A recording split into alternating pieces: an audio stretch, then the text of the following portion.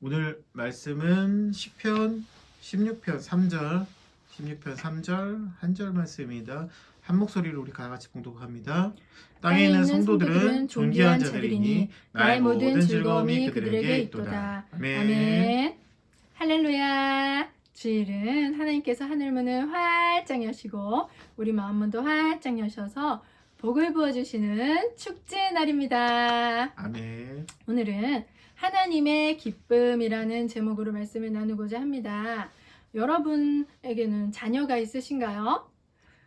없는 분도 계실 테고 있는 분도 계실 테지만 확실한 건 우리는 100% 누군가의 자녀인 거는 맞습니다. 그죠? 우리 부모님이 계셨기 때문에 우리가 태어났잖아요.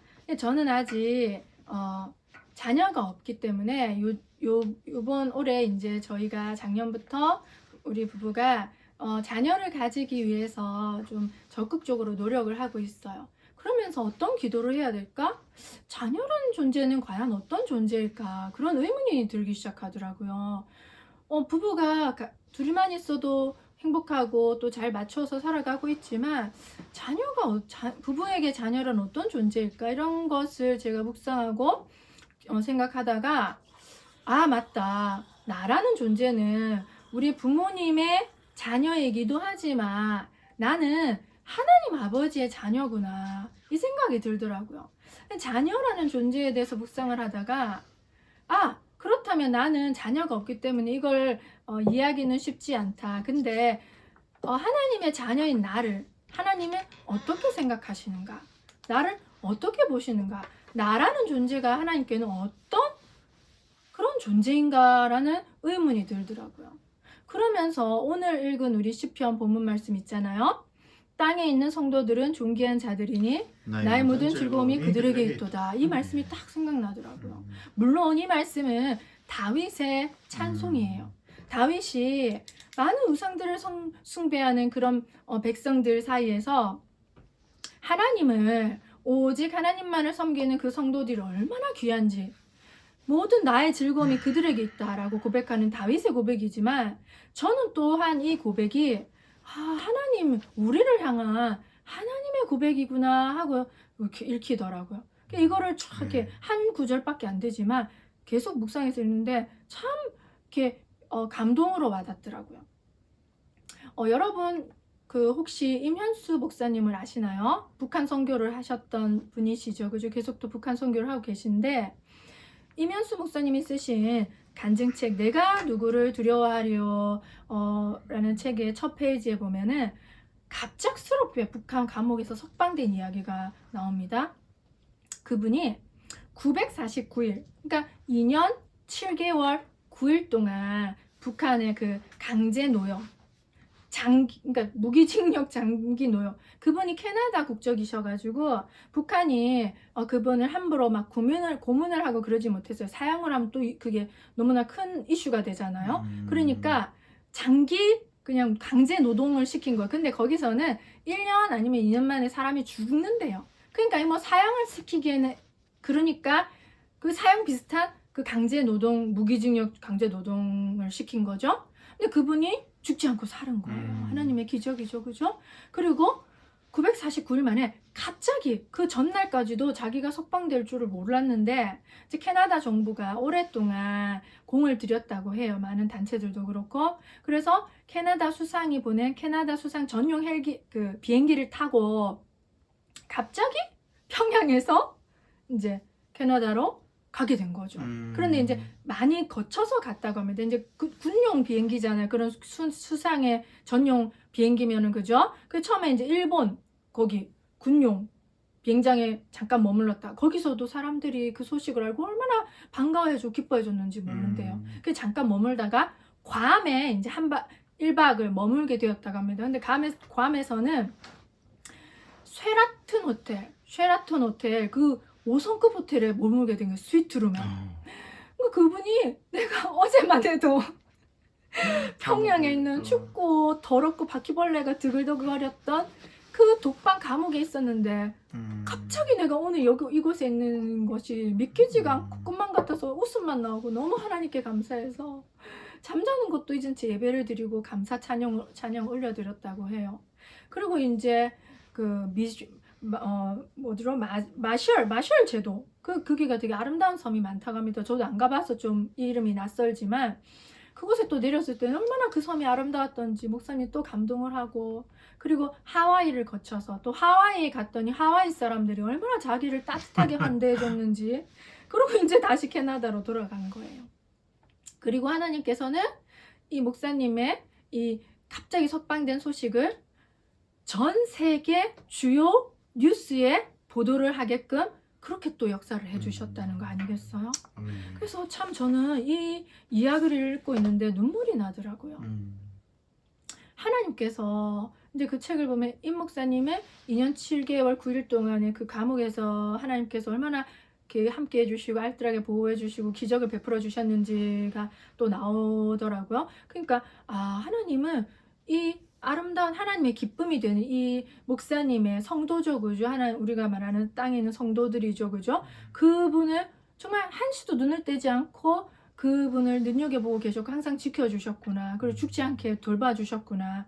그리고 이제 갑자기 석방되게 한 것도 하나님의 은혜잖아요, 그죠? 하나님께서 전적으로 하신 거잖아요. 그러니까 너무 수고했으니까 그 수고한 아들에게, 자녀잖아요, 우리가. 아들에게 5성급 스위트룸 최고의 그 쉼을 누릴 수 있도록 위로해 주시고, 또 많은 사람들의 가는 곳마다 환대를 받게 해주시고 매스컴을 타게 해주시고 많은 사람들의 응원을 받게 해주시고, 그렇게 그 수고한 것에 대한 위로를 해주시는 그 사랑이 얼마나 제가 따뜻하게 느껴졌는지 몰라요. 하나님 이런 분이시구나. 우리가 수고했을 때, 뭔가 하나님 나라의 일을 위해서 수고했을 때 정말 이렇게까지 극진하게 우리를 위로해 주시고 갚아 주시고 베풀어 주시는 분이시구나. 그러니까 이런 말은 없었지만 저는 그 모든 과정들 속에서 하나님께서 우리 임 목사님께 수고했다 아들아, 고맙다, 참 고생 많았지,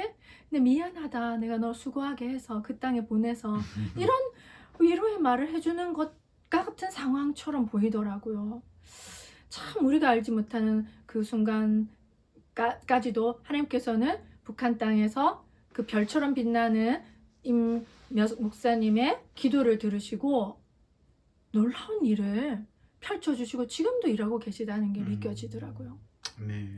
사랑하는 여러분, 성도란 어떤 사람입니까? 우리가 이면수 목사님처럼 그렇게 좀 멋진 선교를 하지는 못하지만 우리도 우리가 있는 이 땅에서, 가정에서, 직장에서 우리가 살아가는 하루하루 속에서 우리도 얼마나 버겁고 고단하고 지칠 때가 많습니까? 때로는 말도 안 되는 그런 억울한 일을 당하기도 하고 화가 나는 일을 당하기도 하고, 왜 저 사람은 나를 이유 없이 저렇게 괴롭히나 몰라 하는 그런 상황도 맞이하고, 근데 우리는 또 묵묵히 견디면서 그래 내가 화를 내면 안 되지, 내가 죄인이 하면서 하나님 바라보고 또 기도하고 주님 도와주세요 라고 간절히 매달리고 그러지 않습니까? 우리가 때로는 실패하지만 우리가 또 많이 부족한 면이 있지만 우리가 세상을 붙잡지 않고 세상 신을 섬기지 않고 우상을 섬기지 않고 어떻게든지 간에 부족한 대로 하나님 바라보고 붙들려고 하면서 이 하루를 버티고 살아내고 노력하는 이 모습이 바로 성도의 모습이 아닐까요? 아멘. 하나님은 이런 큰 일을 하는 성도든 내 삶 속에서 하루하루를 그래도 주님을 더 사랑하기로 노력하면서 살아가는 아주 우리가 보잘것없는 빛도 없고 이름도 없는 성도든, 그 모든 성도들을 하나님은 동일하게 사랑하시고 동일하게 은혜를 베풀어 주신다는 거죠. 그리고 오늘의 본문 말씀처럼 땅에 있는 모든 성도들은 존귀한 자들이니 나의 기쁨이 그들에게 있다고, 나의 즐거움이 그들에게 있다고 고백하는 그런 존재들인 거죠. 아멘. 마치 어두운 곳에 왜 갑자기 이렇게 불빛이 있으면 엄청 그게 환해 보이고 반짝반짝 빛나잖아요.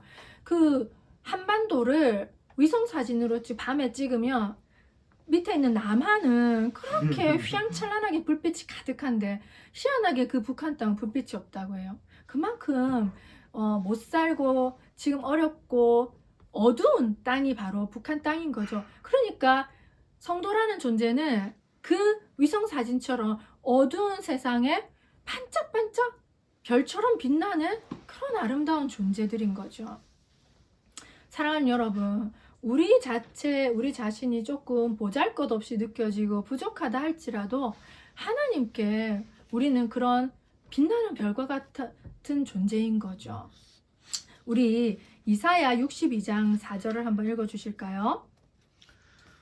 다시는 너를 버림받은 자라 부르지 아니하며 다시는 내 땅을 황무지라 부르지 아니하고 오직 너를 헵시바라 하며 내 땅을 뷸라라 하리니 이는 여호와께서 너를 기뻐하실 것이며 내 땅이 결혼한 것처럼 될 것임이니라.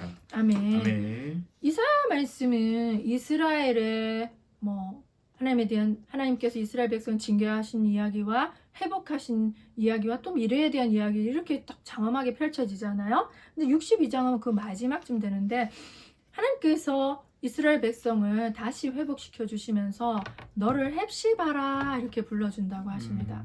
헵시바라는 것은 나의 기쁨이 너에게 있다 이런 뜻인 거죠. 그러니까 그렇게 우상 숭배를 하고 죄악을 일삼았던 그 이스라엘 백성일지라도 그렇게 다시 돌아오고 하나님께서 회복시켜 주셨을 때 결국에는 어쨌든 내 기쁨은 너에게 있다. 그러니까 부모가 자녀를 볼 때 자녀가 아무리 말썽을 피워도 그 자녀를 사랑하는 마음, 그 자녀를 기뻐하는 마음은 동일하잖아요. 그게 저 말썽 피우는 거 갖다 버리고 싶네. 말은 그렇게 하지만 진짜 본심은 그게 아니잖아요.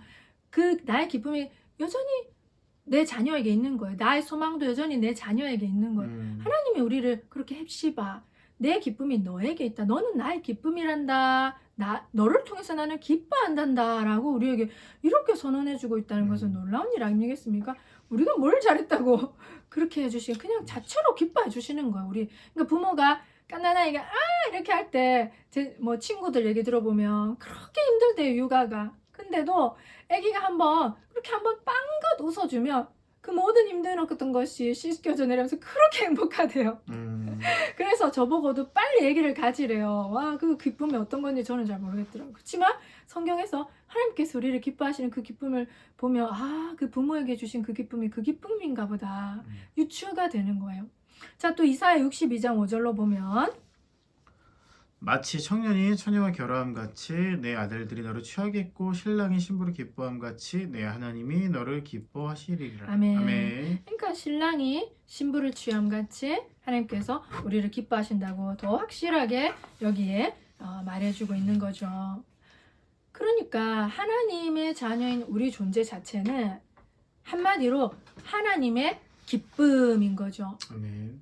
누구나 성도들은 다 하나님의 기쁨인 거죠. 이런 관점으로 제가 내 남편을 보고 주변 사람들 보니까 그 사람들이 좀 부족할지라도 저 역시 좀 부족할지라도 내가 하나님의 기쁨이구나 라는 생각이 들면서 굉장히 제가 소중하게 느껴지고 아멘. 제 옆에 있는 사람이 소중하게 느껴지더라고요. 그래서 우리가 함부로 사람을 대할 때도 있잖아요, 때때로. 그런데 그렇게 하는 것이 잘못됐다는 게 느껴지더라고요. 물론 그거 알면서도 우리는 잘못을 해요. 그런데 그런 잘못을 하면서도 저 사람은 정말 하나님의 기쁨이 소중한 사람인데 내가 잘못하고 있구나 라고 생각하는 것과 아예 그 생각 없이 상대방이 잘못하는 건 다르잖아요. 그죠?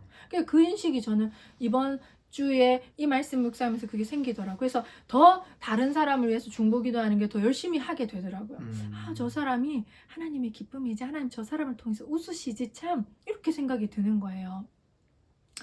임현수 목사님께서 그 북한에서 그전에는 이렇게 감옥에 갇히기 전에는 캐나다 국적이니까 우리랑은 다르게 자유롭게 왔다 갔다 하셨대. 150번인가 왔다 갔다를 하셨으니까 얼마나 많이 하신 거예요. 그래서 어쨌든 거기에서 좀 자유롭게 드나들 수 있는 그런 자유 출입 그런증 같은 것도 받으면서 굉장히 많은 일을 하셨더라고요. 고아를 먹이고 공장을 설립하고 농촌 이렇게 농업을 진흥시키고 아무튼 다양한 사업가들과 조인해가지고 많은 일들을 하셨더라고요. 그러니까 북한에 잘해준 것밖에 없어요. 북한 또 정부가 우리를 좀 도와달라. 우리 이렇게 하고 있는데 국수 공장이 있는데 그거를 좀 개조해서 라면 공장을 만들어 주시기도 하고 그 고아들 못 먹으니까 식량을 조달해 주시기도 하고 여러 가지 이불을 추우니까 이불을 또 주시기도 하고 그러니까 그 정부랑 같이 부탁해서 혼자 한 게 아니라 그러니까 드나들 수 있었겠죠. 그렇게 잘해줬는데 그 감옥에서 자신을 갖다가 그렇게 대하는 너무 심하게 자신을 대했대요. 그리고 그 북한 땅에 실제로 2년을 살면서 북한의 실정을 더 피부 깊숙이 알게 되었대요. 너무 더 가난하고 또 물론 그 자기에게 잘해준 정말 마음이 착하고 좋은 마음을 가진 사람들도 있었지만 또 다른 한편에서는 악에 받쳐 있고 증오심에 받쳐 있어서 사람한테 어떻게 그렇게 심한 욕을 할 수 있는지 그러니까 화를 안 내면 못 견디는 그런 화로 가득한 사람들이 많았대요. 그들은 무조건 다 저주를 하는 거예요. 그리고 우리가 알다시피 뉴스에서도 우리가 어떻게 뉴스에서 저렇게 막말을 하지 싶을 정도로 남한의 정치 지도자들을 욕하는 거를 우리가 들을 수 있잖아요. 그러니까 남한은 무조건 다 저주하는 거예요. 그리고 미국도 적이에요. 미국도 적이라서 미국도 다 저주하고.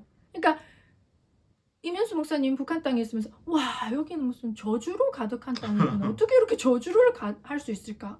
그러니까 저주인 거예요. 그러니까 사람들이 세뇌당해서 증오심만 가득한 남한에 대한 증오심, 미국에 대한 증오심 이런 것들로 가득 차 있는 거예요. 그러니까 자신을 이유 없이 괴롭히고 폭언을 일삼는 사람들이 너무 많았대요.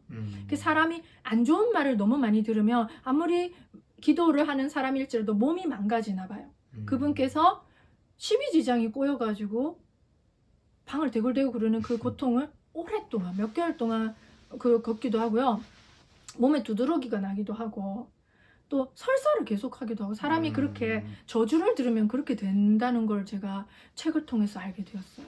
그러면서 막 가만히 있어보자. 저주를 하는 사람들은 인생이 자꾸 저주로 꼬여서 그 인생은 축복이 없는데 북한 땅이 바로 그렇구나. 그래서 못 먹고 못 입고 굶어서 죽는 이 시대에 이 풍요의 시대에 그런 현상이 벌어지는구나. 저주가 너무 가득한 거예요. 어느 땅보다도.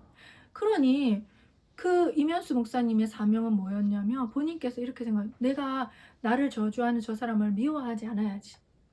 용서해야지. 그러면서 그 사람을 축복하려고 엄청 노력을 했다고 합니다. 북한은 자신을 이렇게 말도 안 되는 누명을 씌워서 감옥에 가둔 북한을 용서하려고 엄청 애를 썼대요. 그래서 그분이 축복만 하기로 계속해서 결심을 하고 감옥에 풀려나서도 또 뭐 인터뷰 하시고 어디 방송에 나온 것을 봤는데 북한 땅을 미워하고 저주하는 말은 단 한마디도 없었고 그 얼굴에 그 악함이 없었어요. 악에 바친 그 억울한 그런 표정이 없으시고 정말 북한 땅을 축복하고 안쓰러워하시고 안타까워하시더라고요. 저는 그 대목에서 너무나 많은 반성을 했어요. 어떻게 이러실 수 있을까? 정말 우리가 상상하기 이상으로 힘든 과정을 거쳐셨을 거잖아요.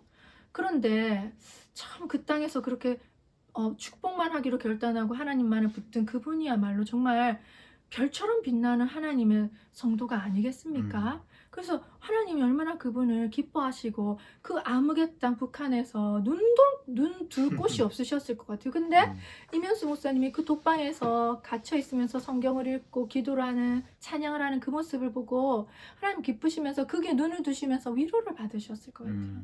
그리고 이면수 목사님의 기도를 들으시면서 북한 땅을 축복하셨을 거라고 저는 믿어요. 그래서 얼마나 정말 북한뿐만 아니라 이 세상 자체가 얼마나 저주로 가득합니까? 사랑하는 여러분, 우리가 저주와 축복의 차이를 좀 그 극명한 대조를 한번 깊이 묵상해 보길 바래요. 왜냐하면 제가 이제 이 설교를 준비하면서 축복에 대해서 좀 더 깊은 깨달음이 오더라고요. 이 세상은 지금까지는 예수님 오시기 전까지는 세상 권세, 원수 마귀 사탄이 이 세상을 장악하고 있잖아요. 하나님께서 그걸 잠깐 허락해 두셨잖아요. 그죠? 그런데 이 사탄 마귀의 속성은 저주예요.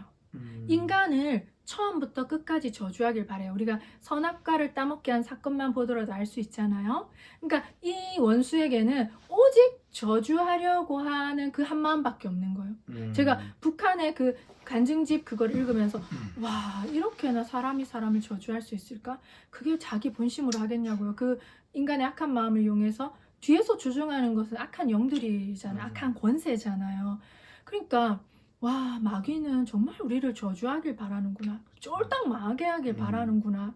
그런데 그와는 너무나 대조적으로 하나님은 처음부터 끝까지 인간을 축복하길 바라시고 영원한 축복 속에 있길 바라시고 그 축복 가운데 우리가 행복하고 풍요롭게 살기를 바라시는 분인 거예요. 그러니까 완전히 극과 극인 거죠. 그런데 우리는 그런 암울한 세상 속에서 발 딛고 살고 있는 거죠. 그렇지만 하나님의 본뜻은 온전한 축복이라는 것을 우리는 민수기를 통해서도 알 수 있어요. 민수기 6장 22절 27절 읽어볼까요? 여호와께서 모세에게 말씀하여 이르시되 아론과 그의 아들들에게 말하여 이르기를 너희는 이스라엘 자손을 위하여 이렇게 축복하여 이르되 여호와는 내게 복을 주시고 너를 지키시기를 원하며 여호와는 그의 얼굴을 내게 비추사 은혜 베푸시기를 원하며 여호와는 그의 얼굴을 내게로 향하여 드사 평강 주시기를 원하노라 할지니라 하라. 그들이 이같이 내 이름으로 이스라엘 자손에게 축복할지니 내가 그들에게 복을 주리라. 아멘. 아멘. 아멘. 정말 너무 아름다운 말씀이잖아요. 그런데 이제 보니까 여호와께서 모세에게 말씀하여 이르시되 아론은 제사장이잖아요. 그 가문이 제사장직을 이어서 받아서 했잖아요. 제사장이 할 일은 내 백성을 축복해라 너희는. 그리고 마지막에도 너는 내 이름으로 내 백성을 축복해라. 그러면 내가 그들에게 복을 주겠다. 이 제사장 역할이 바로 우리 성도의 역할인 거죠. 너희는 아멘. 왕 같은 제사장이라고 아멘. 하시잖아요. 이면수 목사님은 그 북한 땅에서 이 역할을 너무나 잘하신 거죠. 아무리 그 백성이 자기를 괴롭힌데도 그 중에서 또 정말 이 목사님께 잘해준 잊지 못할 은혜를 갖고 싶은 좋은 분들도 많았다고 합니다. 그런 분들을 보면서 또 위로를 삼으면서 그 북한 땅을 2년 동안 끊임없이 축복을 한 거예요. 그러니 하나님은 그 왕 같은 제사장의 이 축복에 내 이름으로 하나님의 이름으로 축복한 그걸 듣고 반드시 하늘 문을 여시고 복을 부어 주신다는 아멘. 사실입니다. 우리가 이것을 잊으면 안 돼요. 우리가 물론 직분이 있죠. 선교사라는 직분, 목사라는 직분 다 있지만 또한 우리는 우리 각자가 처한 자리에서 왕 같은 제사장인 것을 잊지 마시기 바랍니다. 아멘. 이것이 바로 성도가 빛나는 가장 큰 저는 이유라고 생각해요. 축복권. 우리가 누군가를 어떤 땅을 장소를 축복할 수 있다는 것. 그것이야말로 성도가 가장 귀하게 성도다워지는 그런 길이 아닐까. 좀 그런 생각이 들더라고요. 하나님은 이처럼 저주로 얼룩진 훼손된 이 땅을 고쳐주고 싶어 하시는 거죠. 다시 축복으로. 그것을 가능하게 하는 자가 누구겠습니까? 바로 우리 성도라는 거죠. 우리들이라는 거죠. 우리가 하나님께 기쁨이 되는 것은 우리 자체가 바로 축복이기 때문이에요. 아멘. 하나님께서 우리를 사랑으로 창조하셨고 축복을 많이 어마어마하게 부어주셨잖아요. 그죠? 태초의 인간에게. 그게 훼손되었지만 우리는 예수님을 믿고 거듭나서 다시 그것을 회복할 수가 있었잖아요. 그러니까 예수 믿고 거듭난 성도는 다 누구나 이렇게 축복 덩어리가 되는 거죠. 다시. 그러니까 물론 잠시 훼손되었지만 그러니까 이 축복 덩어리가 가는 곳마다 축복의 통로가 되는 거예요. 아멘. 그게 너무 얼마나 아름답습니까, 여러분. 저는 그 생각하니까 주님 제가 반성이 되더라고요. 이제껏 제가 축복보다는 저주를 많이 하고 살았구나. 여러분 뭐 저주라는 게 난 저 사람 저주할 거야 그런 게 아니라 내가 인생 살면서 나에게 나쁘게 했던 사람 못되게 얘기하는 거 욕하는 그게 저주예요. 욕이 그래서 욕을 하면 안 되는 게 욕은 명백히 저주거든요. 그래 그 욕을 진짜 하면 안 돼. 저도 욕을 많이 했던 사람이에요. 어린 시절이 험난했어 가지고 그런데 제가 어느 날 욕을 확 끊었어요. 그 욕을 잘 안 해요. 그 욕은 저주의 말이기 때문이죠. 아멘. 우리가 어떤 장소를 싫어하고 꺼려하고 미워하는 거 난 저긴 절대로 가기 싫어 라는 게 바로 또 저주예요. 내가 묶어버리는 거야. 너희가 땅에서 묶으면 하늘에서도 묶을 것이요 땅에서 풀면 하늘에서도 풀리리라. 베드로에게 그런 축복권을 주셨잖아요. 그게 그건 거예요. 그래서 제 인생이 참 반성이 되면서 이게 정말 용서하면서 축복하는 거 축복을 하려면 용서를 해야 돼요. 물론 좋은 사람은 너무 기쁜 마음으로 축복해 줄 수 있지만 나에게 해코지했던 사람, 좀이라도 피해를 준 사람은 참 밉잖아요. 용서를 해야 되는 거예요. 용서하고 저 사람을 축복합니다. 이렇게 우리가 하는 것이 정말 하나님께서 기뻐하시는 성도의 정말 아름다운 모습인 거죠. 아멘. 그 이면수 목사님 이제 사모님께서도 얼마나 힘드셨겠어요. 그런데 사모님께서 이런 기도를 주변에 부탁을 하셨다고 해요. 이렇게 어둠의 땅이지만 빛의 역할을 하도록 하나님만 바라보고 감사하는 시간을 갖도록 아버지의 마음 더 많이 주시도록 그 땅의 영혼을 품고 목숨 걸고 눈물로 기도하는 목사가 되도록 변장된 축복을 잘 감당하도록. 왜 풀려나기를 기도 안 하셨냐면 어느 날 이렇게 남편이 너무 보고 싶고 빨리 왔으면 좋겠어 울면서 기도할 때 하나님께서 이렇게 말씀하셨다는 거예요. 너의 남편을 내가 북한에 보냈다. 그러니까 이유가 있으신 거예요. 하나님께서는. 그때 정말 마음이 평안해지면서 눈물이 그치면서 이렇게 기도가 나오더래요. 그 땅의 역할을 잘 감당하고 오기를. 언젠가 하나님께서 기적처럼 풀려나게 해주실 거란 확신이 드셨대요. 그러면서 이 목사님도 마찬가지고 사모님도 마찬가지고 그 어둠의 땅 북한에서 임 목사님이 정말 미랄이 되어서 그 땅을 축복하는 빛과도 별빛과도 같은 역할을 감당하기를 두 분께서는 그렇게 동일하게 하나님 앞에 소망하신 거 얼마나 이게 쉽지 않은 일이잖아요. 그런데 그 어둠의 땅에서 축복이 한 불빛으로 살아내셨다는 게 얼마나 아름답고 정말 감동적인 이야기입니까? 제가 임 목사님의 이야기를 쭉 읽으면서 참 나도 지난 내가 예를 들어서 제가 가장 근무하기 싫었던 곳이 있었어요. 그곳으로 발령이 나버린 거예요. 제가 이제 남편이랑 잠깐 바람 쐬러 나들이를 갔다가 돌아오는 길에 그 지역을 거쳤어요. 여보 나는 저긴 절대로 가고 싶지 않아. 다시는 가고 싶지 않아요. 너무 내가 첫 발령지가 거기였기 때문에 힘들었어요. 너무 힘들었기 때문에 다시는 가고 싶지 않고 살고 싶지도 않아 라고 하면서 그냥 지나왔는데 며칠 뒤 뚜둥 발령이 난 거예요. 내가 쓰지도 않아. 내가 네 군데를 썼어요. 남편 직장 가까운 데로 좀 옮겨주고 싶어가지고 다 떨어졌어요. 진짜 황당하더라고요.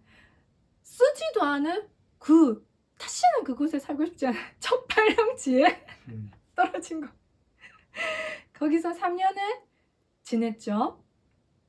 그런데 처음에는 되게 많은 좋은 마음을 가지려고 했고 축복하려고 했는데 참 뭐 이유 없이 너무 힘들더라고요. 그리고 1년 휴직할 수밖에 없어요. 제가 교직 산업에서 휴직을 생각해 본 적이 없었어요. 얼마나 힘들었던지 뭐 여러 가지가 겹쳤겠지만 그리고 1년을 다시 이제 마지막 채우고 나왔거든요. 그런데 결국에는 축복으로 시작해서 축복으로 끝난 것은 아니에요. 그냥 군대를 마치 제가 군대는 안 가봤지만 군대를 전역한 그런 기분으로 나왔어요. 마지막 날도 얼마나 일이 힘들었던지 퇴근하지 못할 정도로 일이 많았고 힘들었어요. 그런데 저는 그렇게 결말을 지었거든요. 근데 저보다도 더 힘들었던 상황에 계셨던 이 임 목사님께서 끝까지 북한을 축복하는 모습을 보면서 제가 아차 싶더라고요. 하나님께서 저는 그 땅으로 보내신 이유를 알 수가 없었어요. 왜 하필 내가 다시는 안 살고 싶은 그 땅으로 보냈을까? 그것이 키포인트였어요. 하나님께서는 제가 그 어떤 장소도 저주하길 바라지 않으셨던 거예요. 저도 모르게 그 땅을 저주하고 있었던 거예요. 다시는 살고 싶지 않다는 게 저주지 뭔 그게 축복이겠어요. 그죠? 발도 딛고 싶지 않다 이렇게 말을 했으니 이게 그 땅을 묶어버리는 거더라고요. 그러니까 하나님 그걸 원하지 않으셨던 거예요.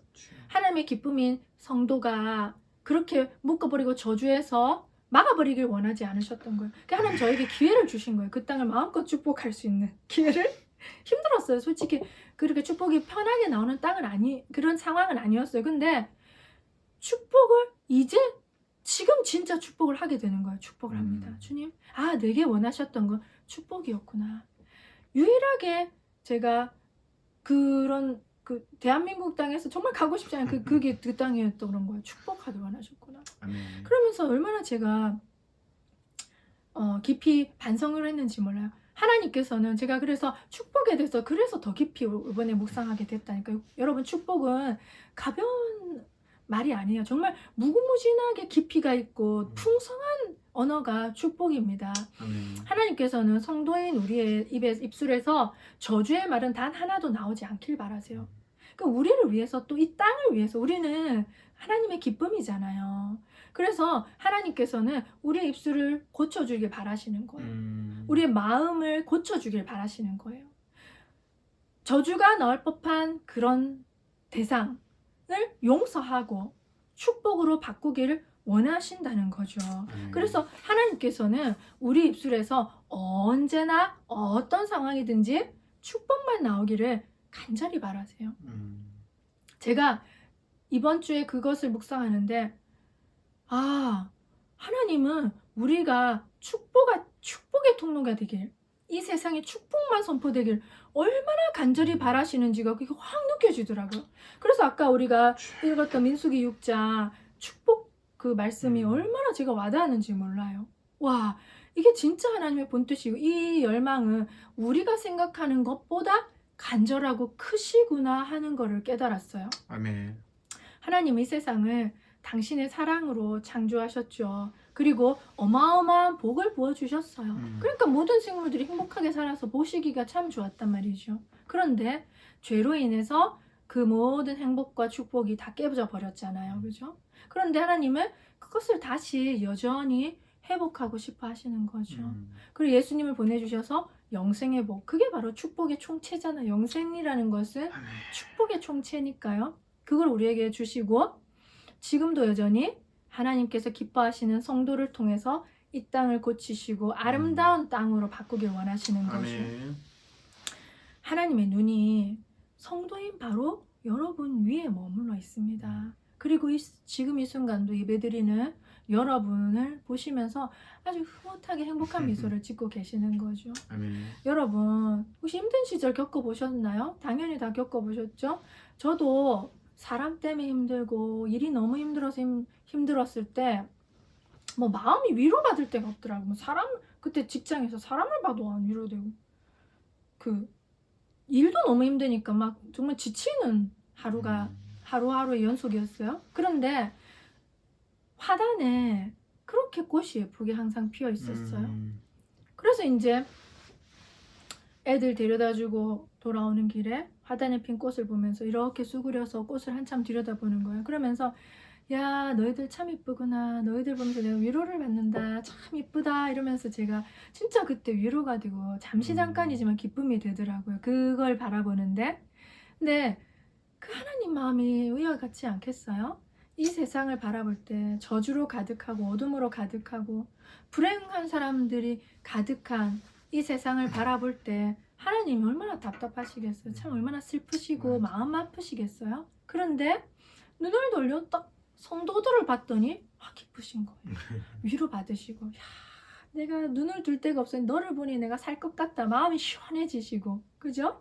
그러면서 다시금 하나님도 뭐 인간처럼 표현을 하자면, 의인화시키자면 소망을 얻으시고, 참 그 한 사람, 그 북한 땅에 심겨진 그 예수 믿는 성도 그 한 사람 때문에 그 땅을 바라보시면서 여전히 일을 하시고 축복을 주시고 위로를 받으시고 다시 기쁨으로 일어나시는 그 모습이 생각나더라고요. 우리가 하나님께 그런 존재인 거죠. 그러니까 오늘 하루 우리가 솔직히 뭐 고단하고 힘든 그런 순간도 있잖아요. 언제 뭐 인생이 반짝 햇빛 비치지 좋지만은 않잖아요.